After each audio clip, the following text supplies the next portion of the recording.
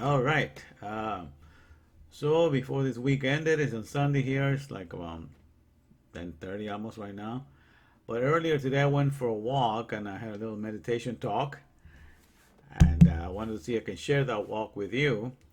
And I want to start something, to go along the subject of, because to me, what's more dangerous than the COVID-19 virus right now is the fear that has gripped the soul of people.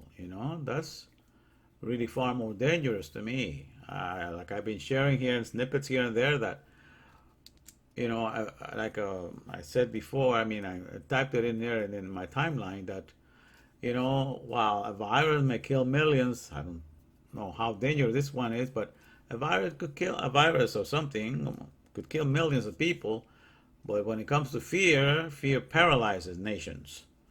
If they're not grounded on something solid for the character or something, fear can paralyze you. And then you just got to follow somebody else's agenda. The one that inflicted the fear is the one that usually you end up following their advice because you want to be taken out of whatever doom situation they have painted for you, or any scenario that you think might befall you if you don't go according to the follow the plan. So this is what I'm seeing, that this is more disconcerting, really, when I think about it. You know, that a lot of people are succumb to fear, in many ways. I don't care what religion. It seems like everybody, whether they're Christian, Jewish, or anybody, can see that almost everybody seems to be taken, in some to some degree, aback by all that is happening to them. Some of them are a little stressed about this whole situation. Some are a little depressed. They don't know what the future waits them now. Have no idea what to make of things. And I can understand all of that. I can see all of that. So, like, one of the things I won't be explaining much. I'm walking, but this is going to be about exposing right now the economies that run the world. In contrast with the original economy of the Torah, the teachings orderly regulating all humanity. We'll see those things this week. I'll see if I can do two more of this to get in depth into this. But today is basically to begin to see, the economy that one of we being afraid of. It's really a pathetic economy, that's running the world right now. And right now is at the juncture in this time of all of creation right now, what is showing what a big failure it has become. It is right now, because this thing has come upon the world, and they really don't have the solutions, and they're telling you just to wait at home, and they have no real way to guide the people. They're completely operating from ignorance, and so that's why I wanted to share with you, because I see these things clearly, and that's why I am not obfuscated by everything that's going around. I know why people do the things that they do. So when you have a clear vision and understanding of these things, nothing really bothers you. The reason that I live the way I live is because of my own choice. I've been living in my own home and working from home because I love my solitude. I love to be meditating and thinking on the word of my maker all the time. So I chose this style of living to stay home, but I know that a lot of you are not choosing that. It's okay if you want to be home, but it's got to be your own free choice, because you made your own choice to do it, not because you're being forced to, So that's what's not fair right now that I can see. But in any case, so I call this the atrocious, dysfunctioning administration of the 1% knowledgeable economy of our current world. But I will start with a song, and then I'll get into then I'll share the walk video. The walking video is about 45 minutes, I think, of walking. But I ran out of the battery, so I had to come back here and end it, okay? So you will see, I will share this song right now, and then we'll see the part when I'm walking down on the street and sharing all that happened today. And then when it ends with that, you'll see me back here again, But the song that I work on today, some of you have heard it before, but it's this verse in Isaiah 12:2. Behold, God is my salvation. I will trust and not be afraid. For the Lord Jehovah is my strength and my song. He also is become my salvation. For the Lord Jehovah is my strength and my song. He also has become my salvation. And those of you that that are more Jewish inclined and don't like to say the name of God, I understand your faith. So I have it there below that. Behold, Hashem is my salvation. I will trust and not be afraid. Because Adonai is my strength and my song, he also is become my salvation. Because Adonai is my strength and my song, he also has become my salvation. And the chorus everybody can sing it is, without his guide, all nations are just doomed to fail. I will not fear what rulers want to do. It's without his guide, all nations are just doomed to fail. I will not fear what rulers want to do. Okay, so that's repeated twice at the end. Let's see if I have any voice left because I've been practicing. I have to do it right here. So let me see if I can do it right now. So it goes. Behold, God is my salvation. I will trust and not be afraid. For the Lord Jehovah is my strength and my song. He also is become my salvation. For the Lord Jehovah is my strength and my song. He also is become my salvation. Behold, Hashem is my salvation. I will trust and not be afraid. Because Adonai is my strength and my song. He also is become my salvation. Because Adonai is my strength and my song. He also is become my salvation. Without his guide, all nations are just doomed to fail. I will not fear what rulers want to do. Without his guide, all nations are just doomed to fail. I will not fear what rulers want to do. Behold, God is my salvation. I will trust and not be afraid. For the Lord Jehovah is my strength and my song. He also is become my salvation. For the Lord Jehovah is my strength and my song. He also is become my salvation.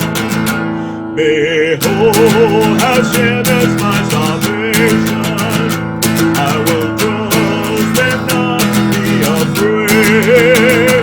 Because Adonai is my strength and my song. He also is become my salvation. Because Adonai is my strength and my song. He also is become my salvation. Without his guide, all nations are just doomed to fail. I will not fear what rulers want to do.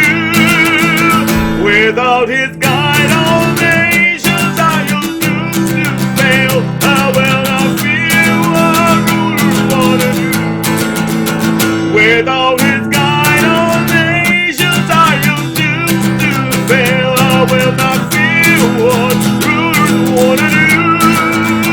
Without his guide, all nations are just doomed to fail. Will not fear what rulers want to do. Last time. Behold, God is my salvation. I will trust and not be afraid. For the Lord Jehovah is my strength and my song. He also is become my salvation. For the Lord Jehovah is my strength and my song. He also is become my salvation. Behold, Hashem is my salvation.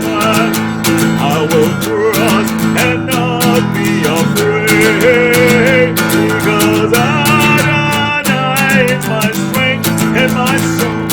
He also is become my salvation. Because Adonai is my strength and my song. He also is become my salvation.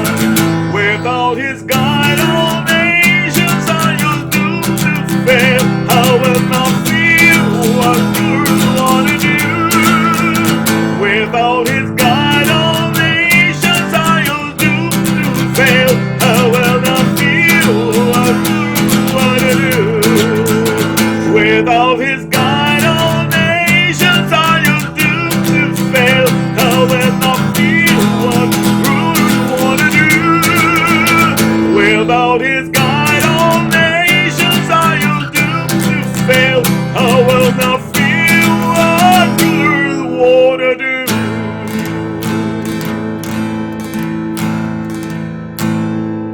Right?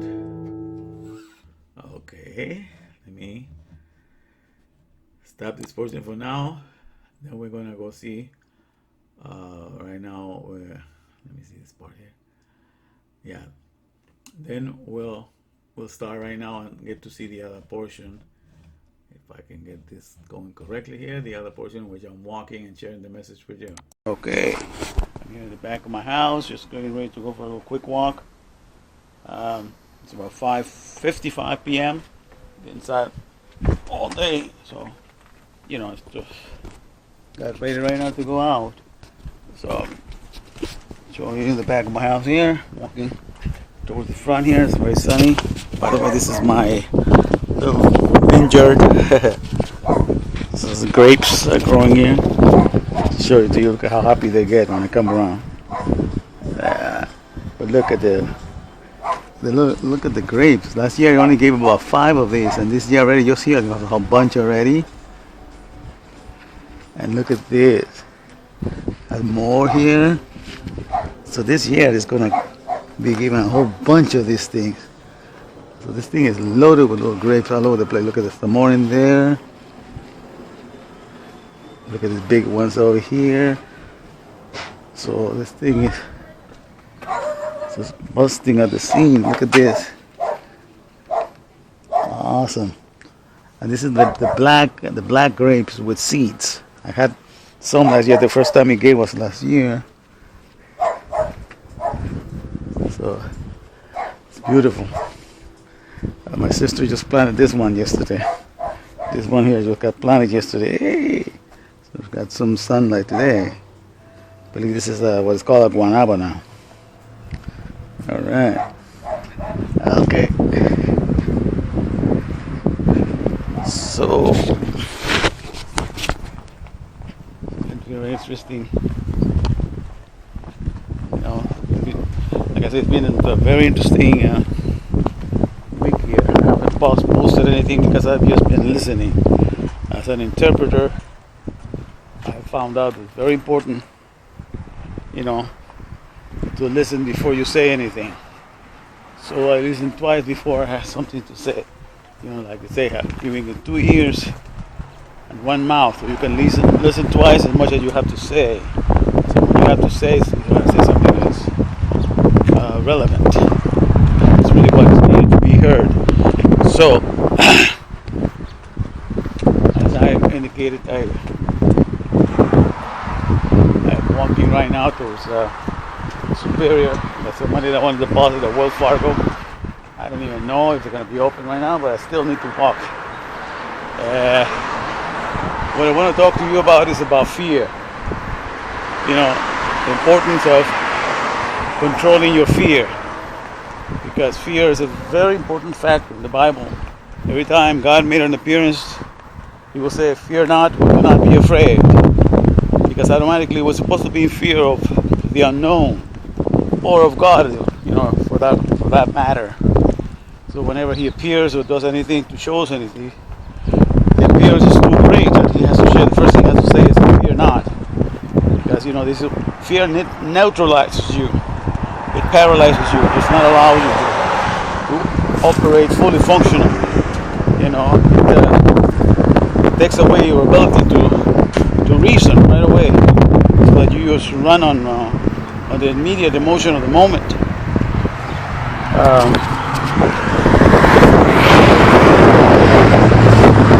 And that's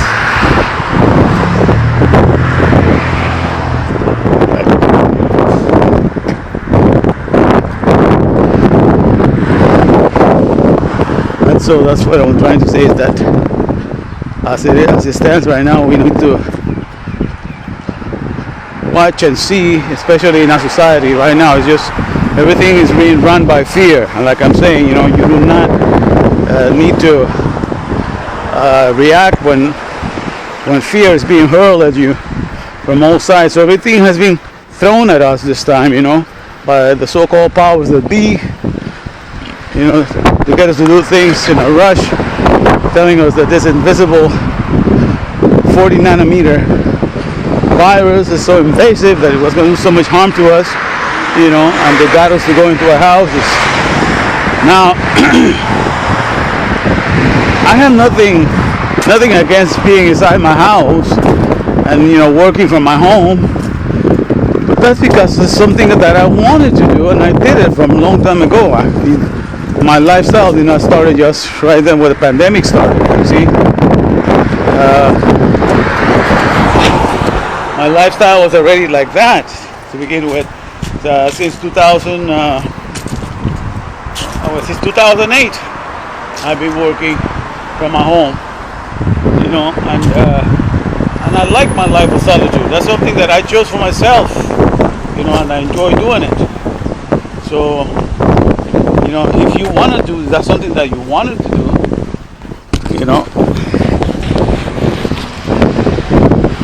then of course you can continue to do that, because it's something that you choose. But the only thing that has me troubled right now is I'm not concerned for myself. I know where I stand in all this, and I know the reasons why I'm not afraid, but I see a lot of my friends, I see a lot of you, that, you have confusion in your faces, and that kind of, causes me to be concerned because of you, and so I've been thinking, that what's the best way to address this situation, to share with you. At least what I want to share with you is what causes, so that none of these things that are happening to the world have any impact in my inner life, in the sense that causes me fear, or what's befallen to the world. Oh my God, things are so bad, or worries about what's going to become of tomorrow. Is the world going to be destroyed all of a sudden? All the things and concerns that the people seem to be having at this moment. None of those things plague my mind, But when I look around and I see my friends like that, they're getting all let down and feeling all like, like worried about these things, then I am concerned, And that's when I want to, be able to share with you something that will give you the confidence. Now, the only thing I can tell you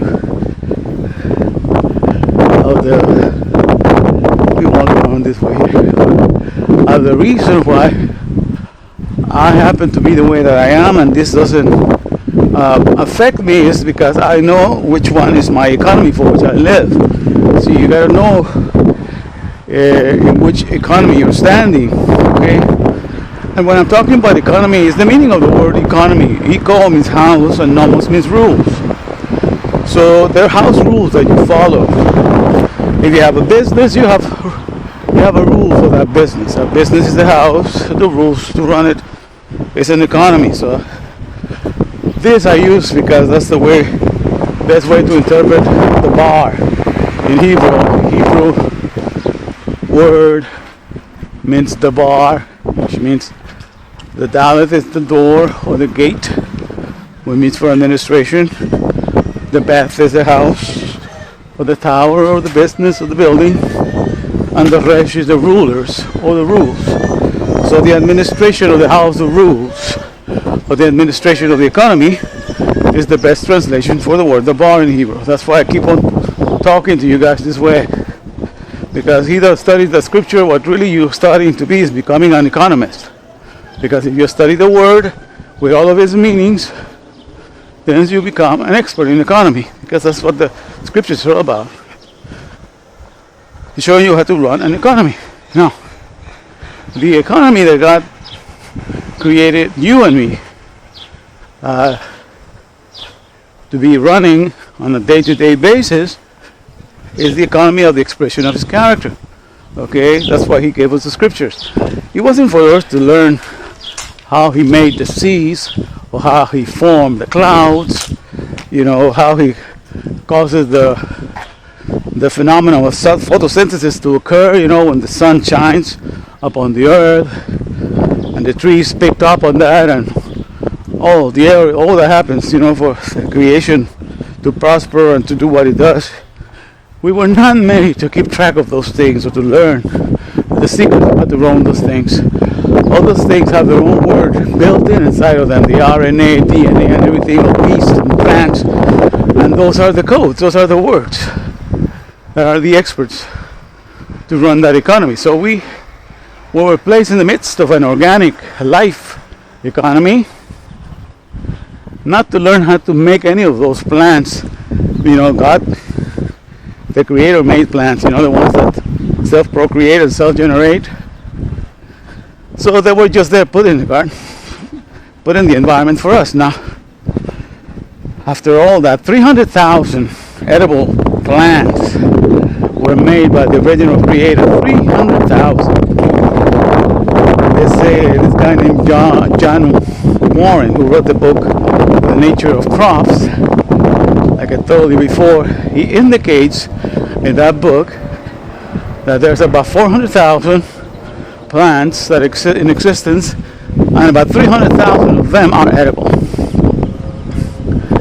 Now, what I find fascinating is that the Torah, when you take the Torah and you count the number of the alphabet characters, there's 22 letters in the Hebrew alphabet. And when you count all the characters of the Hebrew alphabet that were used to write the Torah, I believe it is 304,805 characters of the Hebrew alphabet. The sequence of it is what was used to write the book from Genesis to Devarim or Deuteronomy. So 304,805 consonants, because there's no vowels in the Hebrew. So that's what was used. But the interesting thing, that the signature of that is revealed in the amount of edible plants that were made for the body. So for the care of the soul, the neshama, the breath. Neshima is breath, but neshama is soul. So we come from the breath of God. So the care of the neshama of our soul, 304,805 characters were made. And so if that is the case, is it mere coincidence that so he says there's about 300,000 plants that are edible? That's just to show you, that is no coincidence whatsoever, So the main thing to remember is that as we observe it, if we observe that we are in this economy, and we observe that there's nothing we can do to run most of it because it was done for us. None of us had anything to do in the making of any of the trees or the edible plants. They were just there, made for us. None of us had anything to do in the making of the birds, or the beast of the sea, or the beast of the field, or any of it. All right. So in this economy, the only thing we were given this 304,805 characters for us to take in, and memorize it, and constantly be thinking on it. That's the written Torah, by the way. There's another oral Torah that explains the details on how certain things need to be carried and done, So we also need it, but the main written Torah is the one I've been studying, and been getting into. So that's where I have done my best to understand right now, and that's what I'm giving it to you. So to me, that is my economy, right? In this economy of the Torah, and I call TORAH for teachings orderly regulating all humanity, because it's a series of teachings. Some people call them mitzvot or commandments, things that constantly says that to fear not. Especially when God is leading us. The way He leads His economy is not through fear. He makes us see that we're surrounded, by this 300,000 edible plants. Now, what has happened, as you know, the industrialized nations of the world, as it is right now, they only concentrate on making sure that of those 300,000, we get access to less than 1%. I say less than 1% because 1% of 300,000 will be 3,000. Okay? And 300 and 1.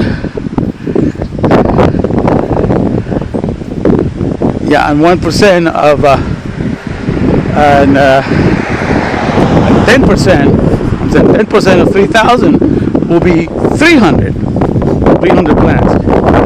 But industrialized nations make sure that we get 200 of the 300,000. Only 200 plants are the ones that are mobilized for our natural feeding, or for natural harvesting of the things that we are exposed to eat all the time. And the rest are the processed foods that you get in the markets and what have you, that are not the best things for you because they're not naturally made.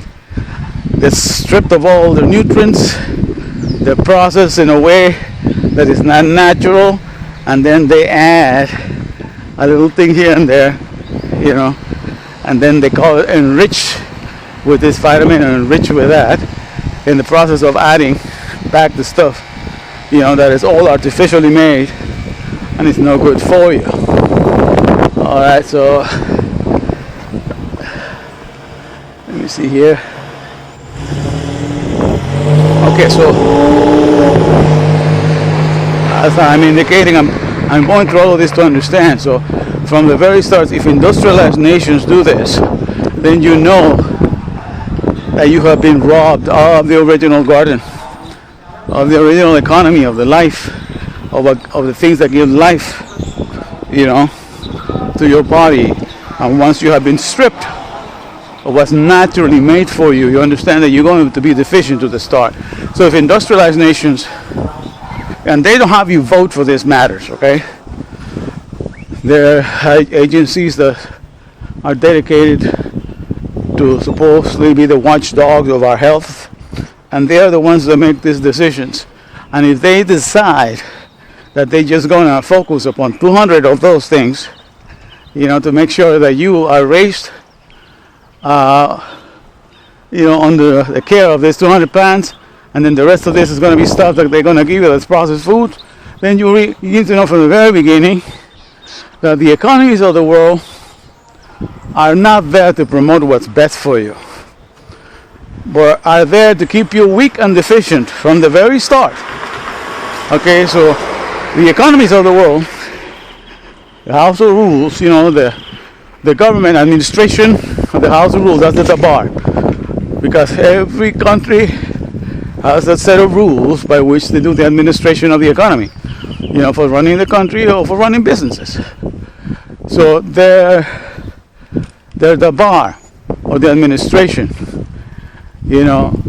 of the House of Rules. The administration of the economy is a complete failure to begin with, because it deprives you of your greatest riches that the body needs. So you got to understand from the very start that our bodies, with these economies that run the industrialized nations of the world, and this is all the nations of the world, by the way. This message that I'm giving is to rebuke all the nations, to show them for what they are. This is what they call the 1% knowledgeable economy, okay? And they are really less than 1%, but I'm being generous and I'm saying the 1% knowledgeable economy. Those are the economies that runs the industrialized nations. They run with the 1% knowledgeable economy, and therefore they are very much they're pretty much failure from the very start. Because I'm just hanging on to this argument right now. If they know that there's 300,000 edible plants,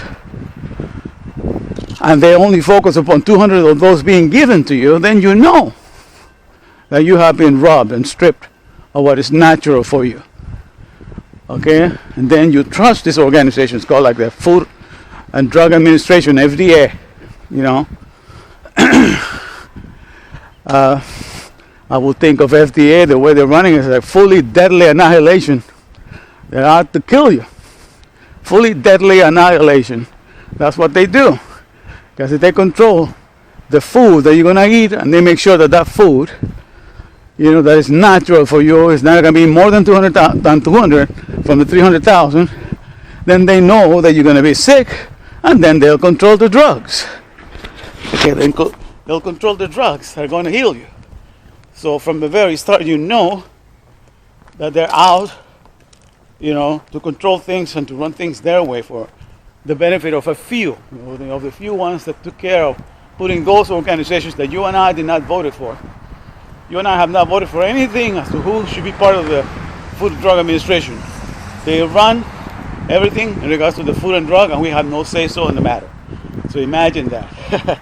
So from the very beginning, you know, these are the groups that are running this economy. All right, I'm just checking. Took it off to see I'm still working. You know, but I'll try to say as much as I can on this walk right now, and I will continue when I get back home with the rest of it. But this is what I want you to consider. So you're dealing with the economies of the industrialized nation of the world, which I'm rebuking in this message, and I'm showing them to you for what they are. They're elements of destruction, okay? Now, the only reason why they're empowered to do this destruction, you have to read Deuteronomy or Devarim, Hadabarim, chapter 28, okay? In Hadabarim chapter 28, it explains why these nations, industrialized nations, are empowered to do this, you know, to the citizenry, to their citizens. And basically, what it comes down to, you got to read it, you know. I might read it, some portion of it when I get back home to you.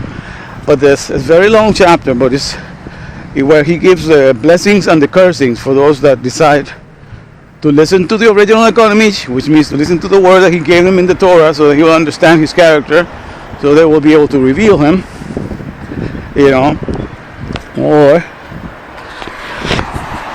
if they refuse to listen, if that did not take into consideration the words that are given to them, then if they refuse that, then what's given to them, you know, it's automatically what you see right now.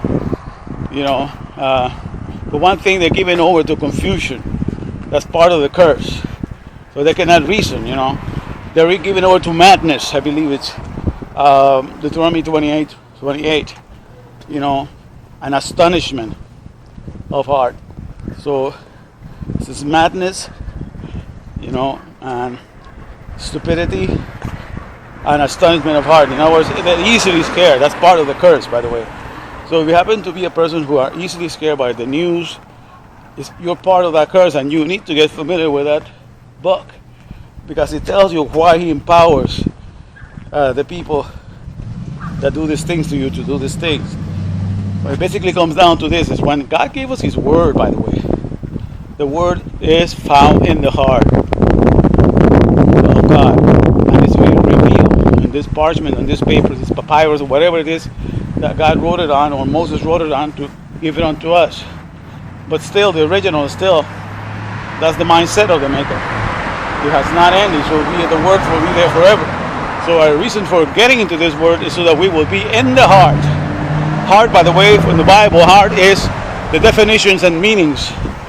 When you have the definitions and meanings of something according to the way God gives it, then you have the heart of every word. And when you have a heart of a word, that word is alive. Okay. By the way, let me see. Is this like grapes too, or what?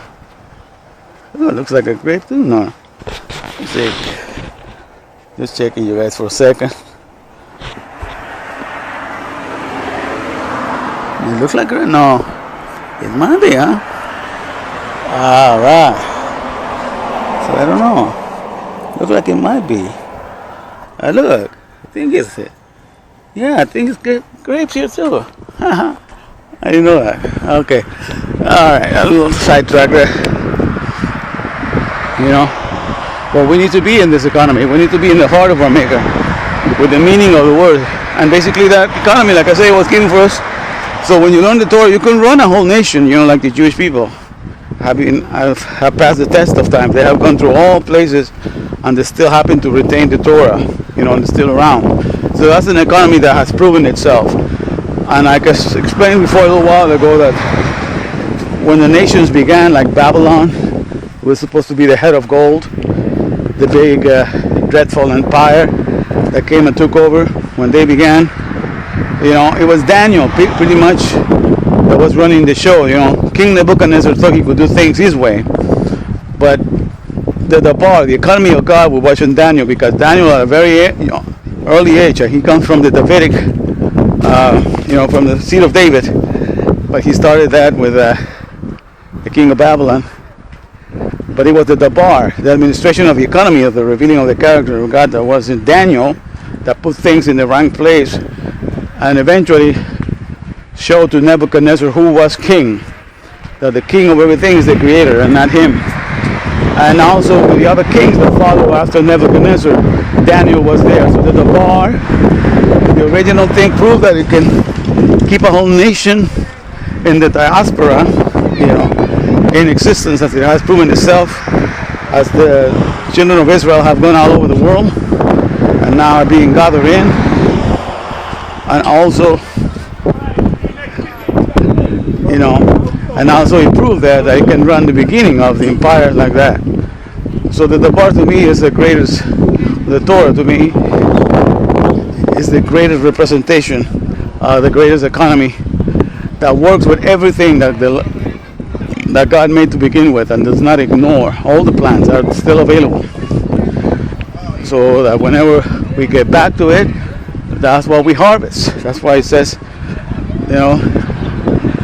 we will pick up the shovel, we'll turn their instruments of war into plowshares, and we'll dedicate to the abundance of the land, and that's what's coming.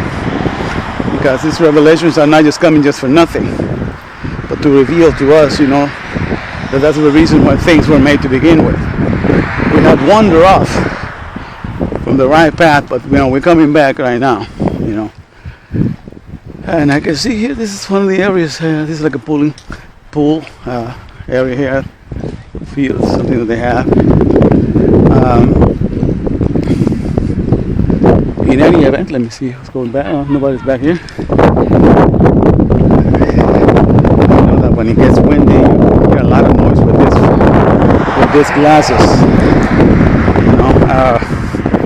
We go pass by here. But in any event, so that is the economy in which I live. I reside in that economy. I meditate on it, and so my heart is fixed upon it. Okay, and when I go around wherever I go, I'm always thinking on the scriptures and thinking and connecting things, and that's like you can say that's my passion, that's my hobby. So I look forward for this life of solitude. To me, this life of solitude of thinking and meditating upon the Word of God is not one bit boring at all. It's very refreshing, because to see new things in Scripture as they connect to my environment, and to see how the Creator is running everything, and then the whole world, what they're doing is nothing but a mockery of a little caricature and cartoon of what God does, because they cannot even come close to what He has done to begin from the very start, and they attempt to do something with a very deficient garden. And see, I'm all aware of all these things, so I am not taken aback or am I surprised by any of the things that are happening. I just expect them to be that. Okay, so one thing I know is that all the economies of the world as they stand right now, they're very weak.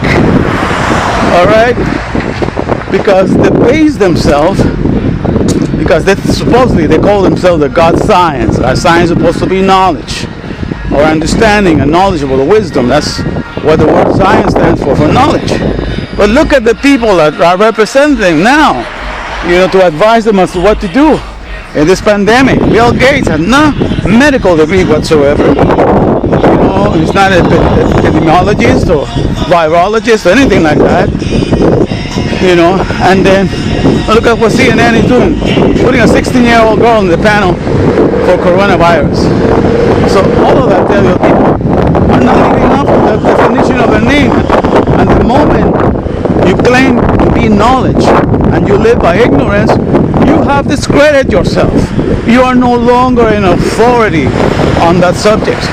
And you cannot claim any authority whatsoever, because in the very works that you're doing, you're calling yourself in the name of science to come and represent, but I have no knowledge of what I'm saying.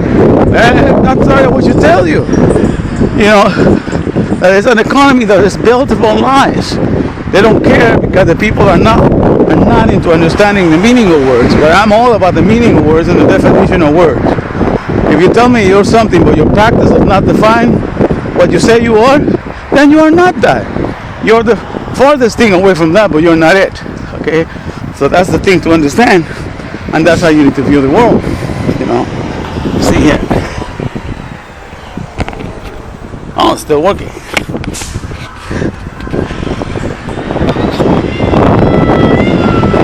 And so that's the main thing, that's how we have to view things, and that's how we have to judge them according to the way that they behave, or according to the way that they portray themselves. Okay,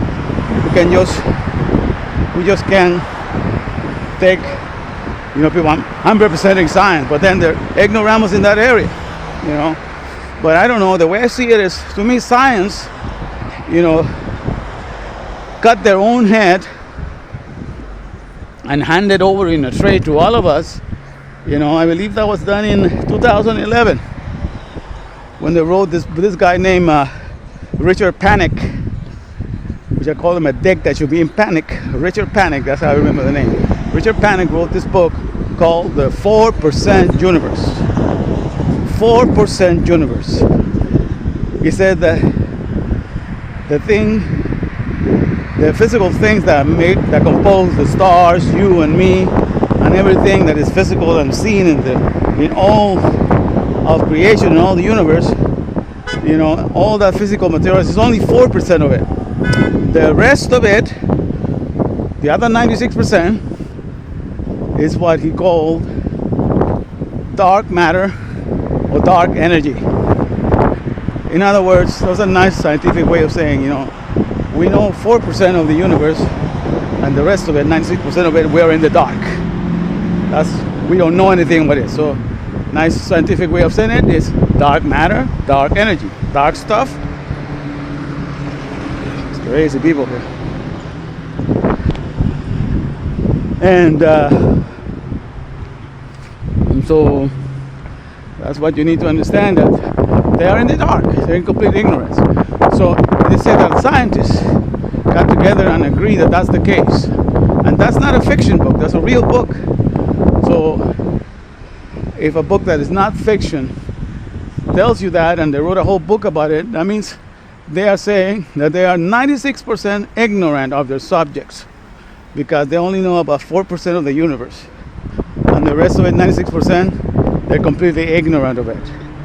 So that right away should tell you that they have discredited themselves, because they call themselves science means the word knowledge. And how can you be knowledgeable on your subject?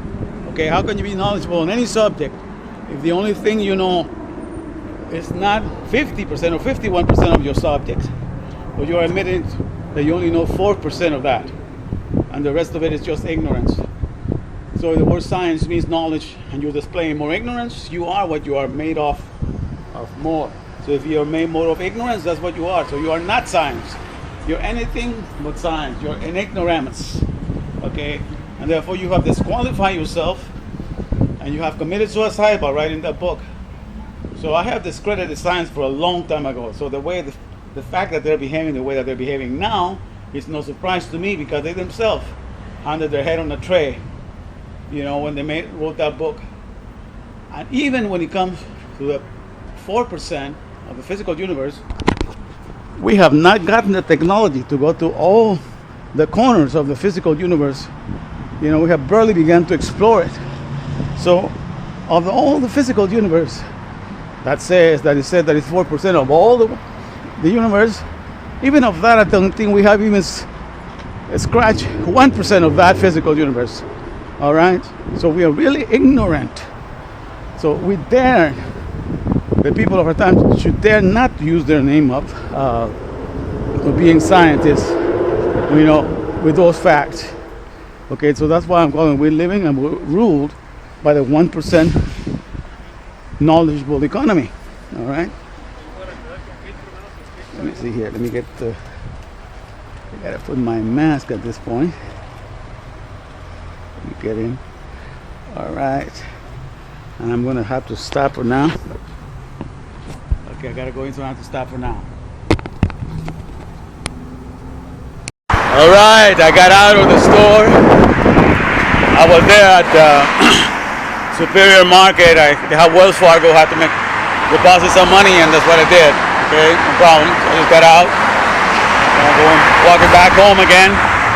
But like I'm saying, we're talking about the 1% economy. That's the one that is running the world right now. All right, and I'm just being generous by giving it 1%. It's really less than 1%. All right, and they insist because remember this is the evil generation that decided to eat of the tree of knowledge. That's the tree of the discernment of what is tov and what is ra, what is good and what is evil, what is functional and what is dysfunctional. In other words, we were put in a garden that was full of all the materials, full of trees, full of birds, full of beasts, full of everything, full of life. And when we decided to invade this and stay here and to control the knowledge, so I call this the garden that God gave us, the garden of life, L-I-F-E-E. That means that was already in place, and all you needed to do is to propagate what was there already. You didn't have to create anything new, okay? You have to just propagate. That's why the instructions was, fruitful, multiply, and replenish. The commandment of completeness, FMR, fruitful, multiply, and replenish. That's why the garden of life is let's impart fruitfulness everywhere. That's what life, L-I-F-E. Let's impart fruitfulness everywhere. Okay, that was the structure. That's the garden of life. And then we decided to go into the garden of lack, L-A-C-K. Let's all control knowledge.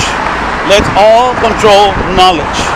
In other words, let's base it upon the materials that we find in here. We grab it, we change it to our ways, and to the way that we want to use them. And then based upon that, we run with that. All right, so let's all control knowledge. So we create a garden of lack. So we take the materials, and the man-made trees that made themselves,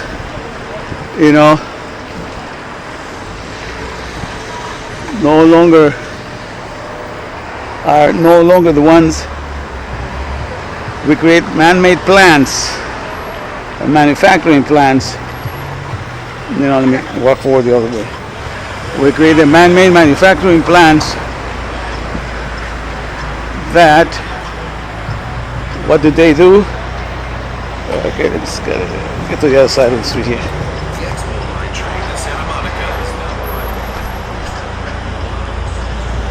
So in the garden of lack, that's where all these mathematics, calculus, physics, all these mathematics come, and people love mathematics because, it's a way of predicting how things are going to be. 1 plus 1 is 2, and so on.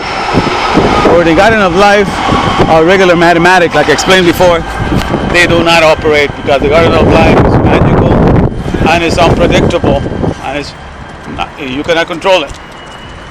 Because in the garden of life, one male and one female does not make two. One male and one female makes not only 2, but it makes 3, it makes 4, it makes 5, it makes 6. And one tree, it does not just make one tree. One tree left alone can create 1,000 fruits and 1,000 trees. So the multiplicity is magical and unpredictable. And so you cannot control that. So you have to go for the garden of lack. Let's all control knowledge. Okay, so we create a garden in which, in this garden, we find a little corner in the world to industrialize it. And for there, we all going to play a little part of it. You're going to get the knowledge of how to make TVs. You're going to get the knowledge of how to make computers. You're going to make the knowledge of how to make cars. And we distribute a little knowledge among each other. And then all of us know a little bit of everything. So, instead of trusting the Mustang, the horse that God created to get around, we learn a little knowledge to make a Mustang out of steel, right? Or a fiberglass, like it's a car. Or instead of taking care of the tundra and the sequoia trees, we take care of the tree of cars that have that name, and we get the knowledge to make them. So everybody participates in this garden of let's all control knowledge, and we make products that are of lesser quality because these products are not self-replicating the way things are found in the original garden. These are things that we have to use our own labor, our own sweat, and our own understanding to make it happen. So, as you understand, so as we do this exchange, so therefore we think that knowledge is very important. Because you see, in this garden of lack, to keep on having the cars that we want, to keep on using the furniture that we want, to keep on having the houses that we like, we need to depend on this architectural knowledge, the mechanical knowledge, this industrialized knowledge. And all these gardens are nothing but retarded gardens, I call it, because none of the gardens that can replicate themselves, because that's the garden of life, they can do that. They are less than the original garden. But because we raised ourselves in this environment of the, let's all control knowledge, the garden of lack, we get to believing that knowledge is everything. Because it is everything for this scarce garden, this garden of the scarcity in which we live. It is because if it wasn't for that knowledge, these things would not be made. But like I say, but outside of it, the world of the organic life, like I mentioned before, just take the world of the insects. You can Google it. You want to find out what's the weight of all the insects in the world compared to the weight of human flesh, all the human flesh in the world. And it's my understanding that it's 35 to 1. That means if you take all the weight of all human flesh in the world, all the weight of the insects in the world is 35 times more.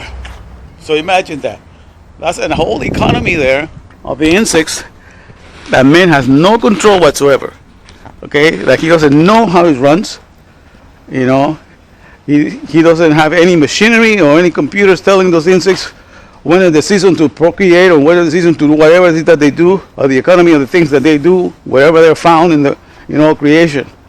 So that's something right there puts to silence, this garden of 1% knowledge.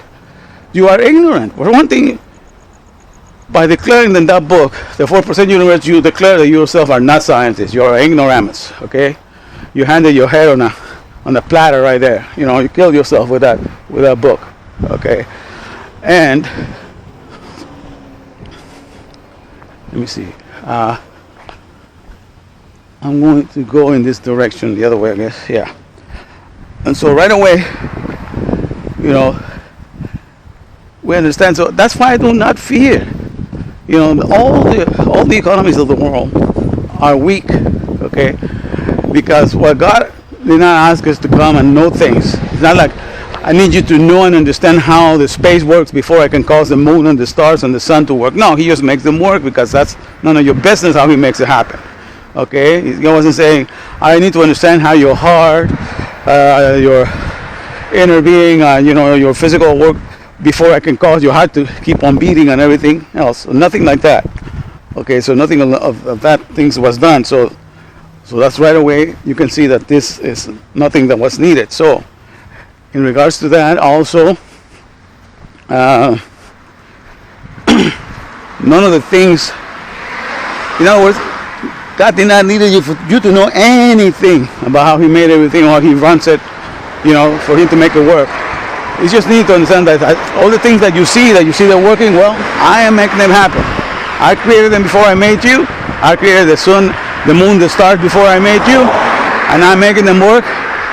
The only part that I am assigning you to do is just to get 3 words that will reveal how you can live with,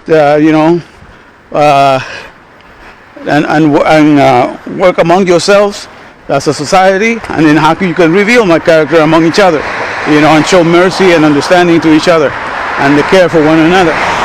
That's all, that's all that I need you to be there for. So, other than that, you memorize those 304,805 sequences of characters, and you're going to be fine and dandy. All right. In that book, the Torah, that's the original 613 rules, mitzvot, and that's all that was needed. Okay. So that makes sense. And so that's all basically that we were called to do. And then so with this, when we started to look at things and we started to create a garden, then we took upon ourselves, the garden of lack that we take upon ourselves, and we inherit, the curse. The curse was that Adaman, which means soil you are, and unto soil shall you return. I tend to think that soil, I like soil because S-O-I-L is the ground, soil, or dirt. Dirt you are, and to dirt shall you return, soil. Okay? And S-O-U-L, when you have understanding, you are a soul, S-O-U-L. When you don't have an understanding, you have ignorance, you are soil, S-O-I-L. Hey, you're not going to believe me, but this thought, I just thought of it right now. So God is just revealing me this right now, because I had never put this thought together before. So praise His name for that. But I like it, okay? I'm going to use it. So, if you have understanding, you're an S-O-U-L, you're a soul. And if you're a soul, then you can live by the breath of God. The word of God is given by breath, neshama, The breath of God gives the word, and therefore that's your life, the word. All right then. Okay. So as you can see, that was what as I was trying to finish there. At the end, you can see that the battery went out. So I was sharing that, and that's interesting. I like to go on a walk because then it helps to put my thoughts in order. Yeah. And that's right in there, right then and there. That's what when I was sharing, that I was using the word soil and the word soul. How it is that we inherit, when we walk away from the guidance of just to reveal the character of God, in the garden of life, and we inherit this garden of lack, and this all controlled knowledge, L-A-C-K, which is all about, and that's how they convince you that science is so important, because they get you to be part of a garden in which we all work on this man-made plants and manufacturing companies, in which everybody shares a little knowledge to make a product and service for the external comfort of the flesh. So then you understand that knowing things is correct, because that's how you run your society. You are brought up with that training.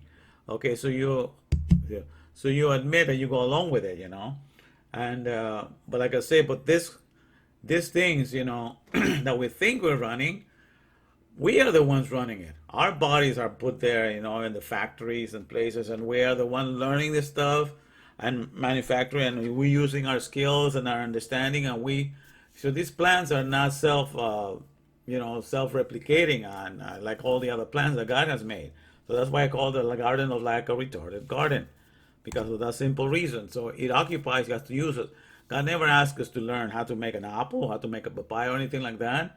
No, those things make themselves by themselves without helping us, without asking us to do it. But in this garden of that, so we learn different things for the external comforts. So we learn how to do things, and then they convince us that knowledge is the main key. But you understand, our bodies are working in there.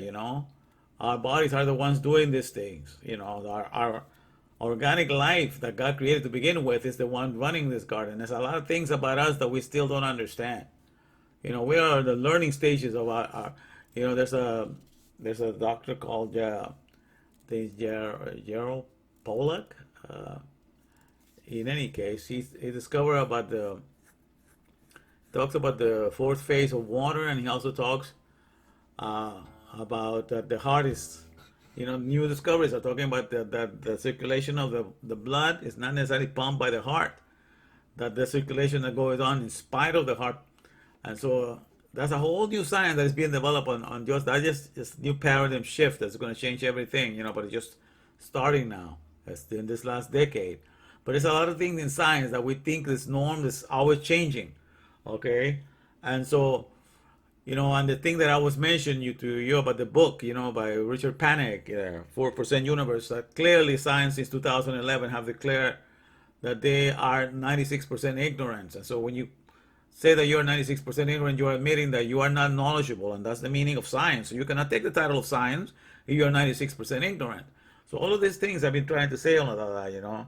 So, but when you're left in this garden, okay, what I'm trying to get at is you inherit the curse. The curse was that dust you are, or soil you are, and unto soil you will return. Okay, you were to be a soul that received that the Hashem, the breath of God, the words that are the breath of God were going to be the only thing by which we were guided, because the only thing that we needed is to hear His words so we can be in His character, and His character could flow out of us. You see, everything was provided for us.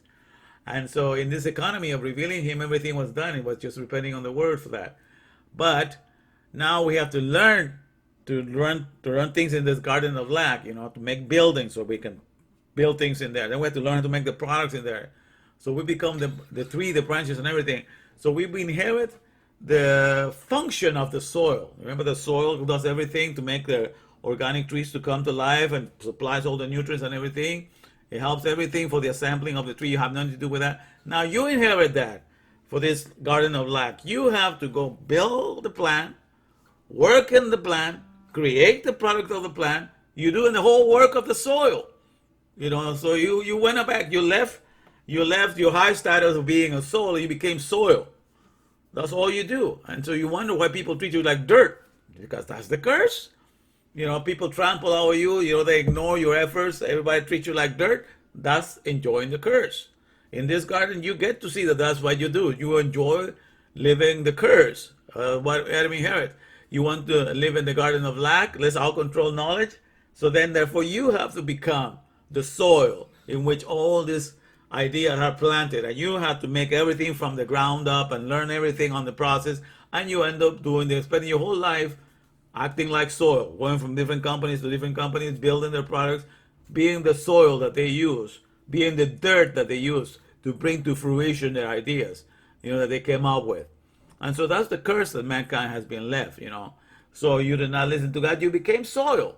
Instead of being a soul, scanner of understanding the language of God, you became, a scanner of ignorance of the language of God. You became soil. So then everybody else has to tell you what to do with your life. You have to learn how to do this. For in the garden of lack, you go from different bosses in your whole life, learning different things, as they're needed. If you lose your job, you have to go to another company and learn to be a soil and a dirt there so you can produce and manufacture the products and service.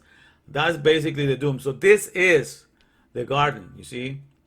And I will be getting more in depth on this tomorrow. Okay, but I wanted to share that. Okay, so, but that's a little bit of the walk that I had this Sunday. I wanted to share that with you. So I'm going to make it. I'm going to sing the song one more time to end it there. So you understand that, we have a great inheritance, a great heritage in the garden of our Maker with the 300,000 plants, edible plants that He made. And that's going to come back, by the way, because it's written as part of the prophecy, of what's going to happen, at the end of everything. But right now, the understanding of it is entering in, and I had to share with you because it pains me to see my friends, I love you guys, and it pains me to see you getting all worried and bent out of shape.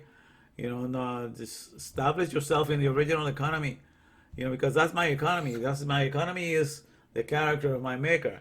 And if you could take away His word from me, or you can kill His character, then you will have me, shaking me in my boots, all scared like everybody else, because that's my life. And that's not going anywhere.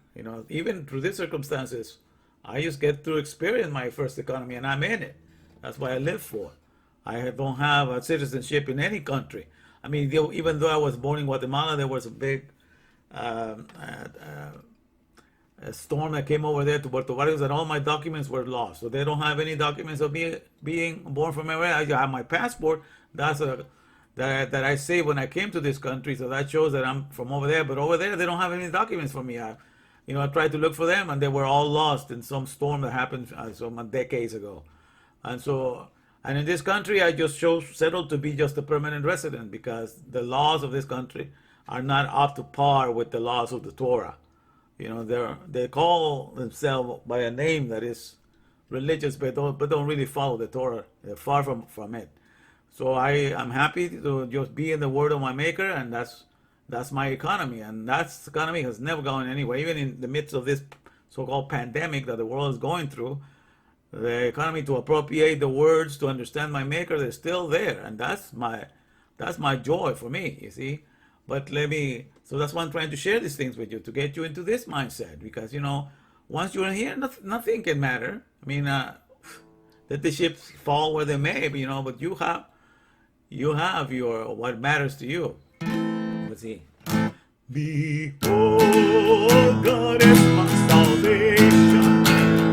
I will trust and not be afraid. For the Lord Jehovah is my strength and my song. He also is become my salvation.